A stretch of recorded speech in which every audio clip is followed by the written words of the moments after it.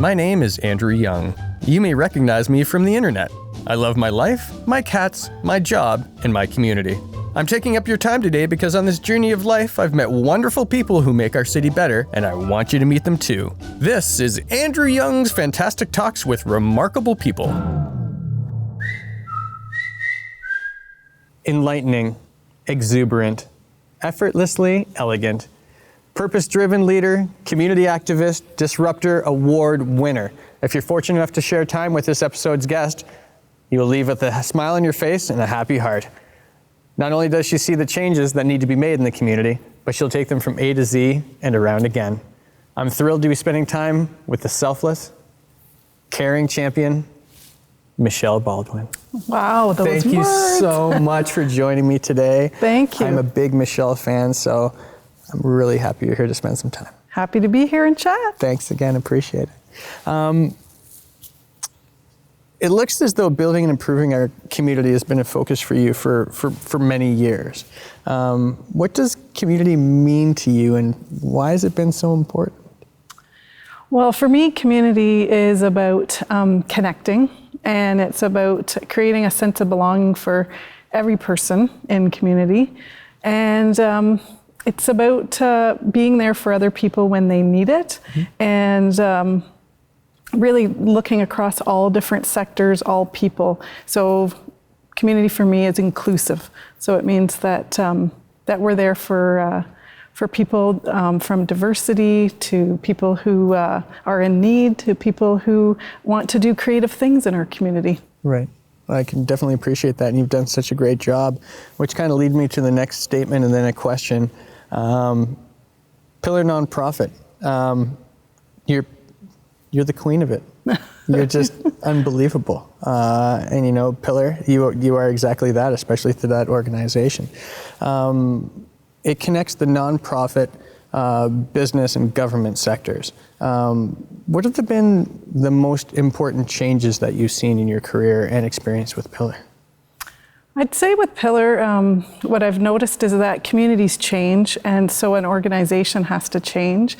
And you know, I think there's a lot of pillars that need to make a community shift, and so the people are transitioning in and out of you know, different roles, different neighborhoods, different part of our community, and how do we keep them connected, and how does a board help to adapt to the changes that a community needs? Things haven't stayed the same since Pillar started. And I think it's been kind of cool to see how an organization, and it's many people who have made this happen, have come together to spark change and just see, you know, what can we do together? And so, so for me, it's about the people. While sectors are really important and making sure that we're working with lots of people from those sectors, it's been pretty cool to see, you know, how do you get somebody excited about something that might be a little out there for London, and really help them see that there's possibility and change that can come from that. You've really pushed a lot of ideas forward over the last number of years. I have to share with you one of my favorite events of the year is the Pillar Innovation Awards. It's so near and dear to my heart, and really it should inspire everybody to sort of go out and help out in the different ways that you're passionate about. There's no other award ceremony that's like it. How important do you think these awards are to the community and to the City of London? Well, for me, it's like I feel a big, what would you call it? Like I'm beaming after it, during it. It's really like a whole year of preparation, of storytelling. And so I think it's about inspiring people that they too can do something. And it was a bunch of people in a room in the library who dreamed up what this could look like. And the ideas that they had over 13 years ago are still really important. Collaboration, leadership, impact, and innovation. And so I feel like it's something where people come, they fall more in love with London, and they leave there thinking, what can I do today? Right.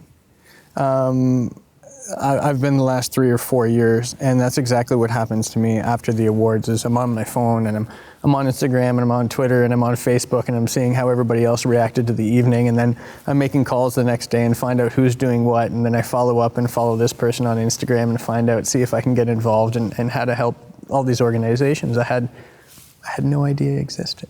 And I think that's the point. Yes, and you are a big supporter. Oh gosh, thank you very much. And for this year, my dad actually sent out his Christmas list, because we do a Secret Santa, and he had all things about community, and he said, I just wrote my list after coming back from the awards, and just to see that shift in even my own dad and how it changed his perspective about what the holidays could mean. Right, so he's not going to get black socks? No. Okay, okay, and that's okay. I'm a big fan of socks. Yes, so I'm loving these socks. I appreciate that. Thank you very much. I'm going to sort of brag on your behalf for a second here.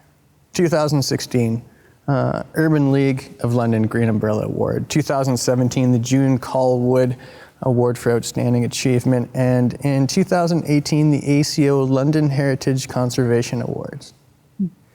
We know you don't serve the community to get recognized. What do these awards mean to you and to your legacy?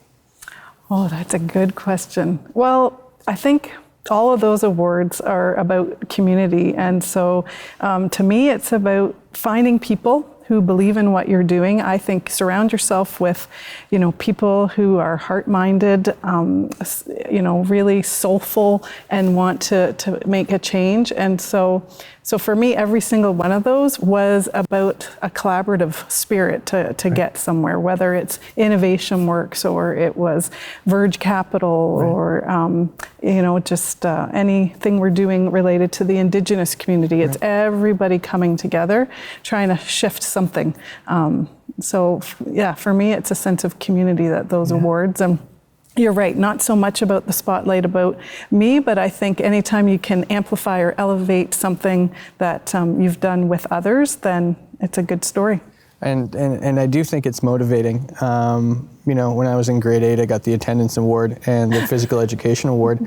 Made me feel pretty good about myself. So you're a couple levels ahead of me, but hopefully I'll get there someday. We're not pushing the community forward professionally. You're doing that while you're volunteering and sitting on boards as well. Coming from you, this is going to be very special advice. What advice do you have for current board members, and how can they become more effective? Okay, yeah, I'm thinking a lot about boards these days, and how can we reimagine our role as community changes the way that boards have been done in the past. I think people really want to feel like they're creating significant change. So I would say it's find something that you feel really, really connected to. Show up. It actually, like, just showing up is a huge piece, and following through on what you say you're going to do. I joke you don't have to be the best at everything, but if you follow through and show up on a board and listen to others, you're going to get so much out of the experience. Right, and I find that, taking the grassroots approach it means a lot. So, I mean, if you're going out to the events and, sitting behind or around a boardroom table is one thing, but, rolling up the sleeves and getting dirty and going to some of the events and really serving, I think that helps you become an effective board member? Yes. I think, in our world, we talk about network building. And so how are you engaging with the network? How are you actually seeing what an organization does is the best way to understand it and to be able to be strategic. I consider you to be a wealth of knowledge, and I have the utmost respect for you. You deserve every accolade that you have received and a lot more. Where do you see yourself and the community in 5 to 10 years? In 5 to 10 years. Well, I think, what would I say?